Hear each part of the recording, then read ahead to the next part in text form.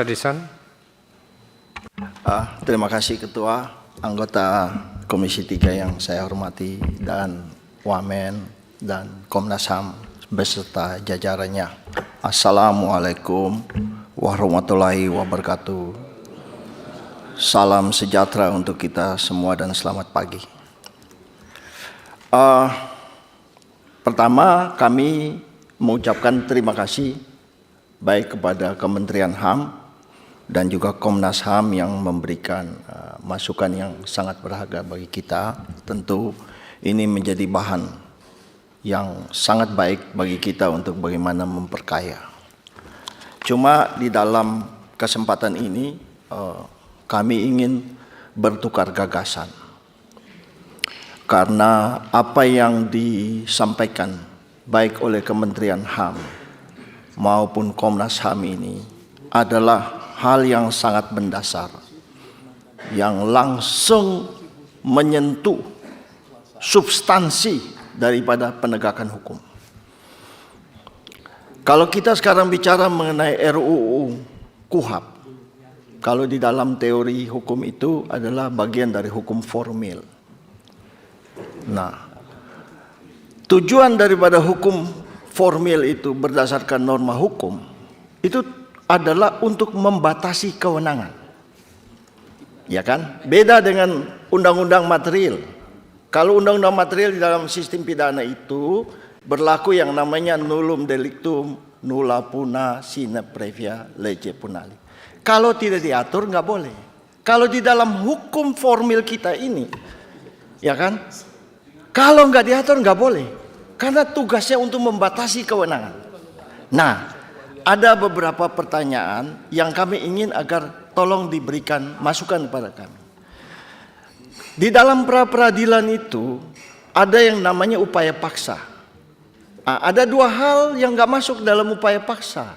Dan ini oleh institusi lain menjadi keberatan. Misalnya mengenai penyadapan. Ya kan? Padahal penyadapan itu bisa langsung masuk ke ranah pribadi warga. Di awal saya sudah mengatakan bahwa ini pembicaraan ini sangat dalam. Nah, tolong kasih masukan. Karena di satu sisi kalau kita terlalu keras melawan penyadapan, kejahatan gak terungkap. Tapi kalau kita terus begini, cenderung ada penyalahgunaannya. Nah, ini tolong beri kepada kita masukan. Yang kedua, mengenai saksi. Ada yang keberatan karena tidak masuk ke dalam upaya paksa. Nah, ini saya mau langsung ke Undang-Undang Dasar kita. Ya. Kalau di dalam Undang-Undang Dasar pasal 1 angka 3 kalau nggak salah, negara kita negara hukum. Penjelasan itu udah sangat lama sebelum kita merdeka. Sudah mengatakan bahwa negara kita adalah negara hukum dalam kurung Rechtsstaat. Nah, ini Profesor Supomo yang mengatakan ini kan. Nah, ini persoalan kita. Yang dimaksud dengan Rechtsstaat itu apa? Apakah itu bagian dari civil law atau common law? Karena dua hal ini kan berbeda. Ya, karakter hukum dari civil law itu, negara hukum itu kita nih administratif. Ujungnya kodifikasi. Ya kan? Maka kemudian berlakulah yang namanya presumptions of guilty. Ya. Kalau karakter hukum dari common law itu judiciary, ya, judgment law, maka berlakulah yang namanya presumptions of innocence.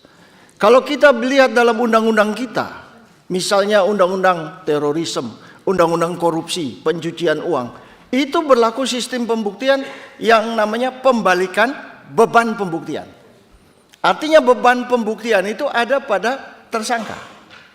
Maka yang kita gunakan itu adalah presumptions of guilty. Nah, ini persoalan kita. Persoalan kita. Kami terus terang mohon masukannya.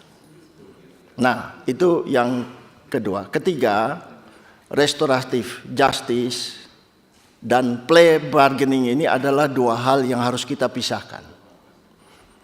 Ya, kita harus pisahkan. Kalau saya teringat itu putusan yang dikeluarkan oleh Hakim Agung Adi Andoyo Sucipto, ya, mengenai saksi mahkota. Ini kan persoalan. Ya, tolong berikan kepada kita masukan. Karena asas yang sekarang kita bergunakan, unus testis, nullus testis, di beberapa negara itu sudah dianggap kuno. Yang diterapkan adalah maksimum evidence. Ya, tidak cukup 2 bukti. Apalagi 2 saksi. Ya kan? Nah, tolong berikan masukan kepada kita. Nah, di dalam teori hukum itu, kalau kesaksian itu artinya itu bagian dari penilaian hakim, ya kan? Belum lagi ditambah sekarang KUHP lama kita mengatakan bahwa 2 alat bukti ditambah dengan keyakinan hakim. Ini typically inquisitor kita. Ya, sistem kita yang berlaku presumption of guilty, ya kan? Nah, kalau kita sekarang bicara mengenai sistem hukum, ya kan? Kita kalau sekarang kita comot sini, masukin, ini kan akhirnya terjadi tabrakan. Apalagi berkaitan dengan pidana-pidana yang menjadi musuh negara, menjadi musuh rakyat. Menjadi musuh kita semua, terorisme, ya, corruption, ya, human trafficking, ya, pencucian uang, kejahatan kekerasan terhadap anak, seks. Nah, ini kalau kita menerapkan perlindungan terlalu longgar kepada korban, ini kan juga kejahatan tidak terungkap yang tadi sudah disampaikan oleh senior kami, Pak Wayan tadi. Nah, kalau di dalam sistem hukum itu ada satu prinsip yang namanya contrarius actus. Ada suatu keseimbangan. Kalau ini terlalu kita berat kepada perlindungan kepada hak asasi manusia, tanpa memberikan kewenangan yang cukup kepada aparat penegak hukum. Ya, kejahatan misalnya terhadap terorisme itu paling susah kan? Itu satu hal yang ada di dalam pikiran aja. Bagaimana cara kita membuktikan sesuatu yang ada di dalam pikiran? Nah, ini terus terang kami dengan segala kerendahan hati mohon maaf, ya, kami mohon masukannya. Ya, kami di sini sangat beragam dari latar belakang pendidikan, latar belakang pengalaman, latar belakang partai politik. Ya, undang-undang ini kan produk politik. Oleh karena itu, masukan yang seperti ini sangat-sangat berguna bagi kami. Terima kasih, saya rasa sudah cukup. Selamat pagi untuk kita semua. Selamat pagi, wah, luar biasa.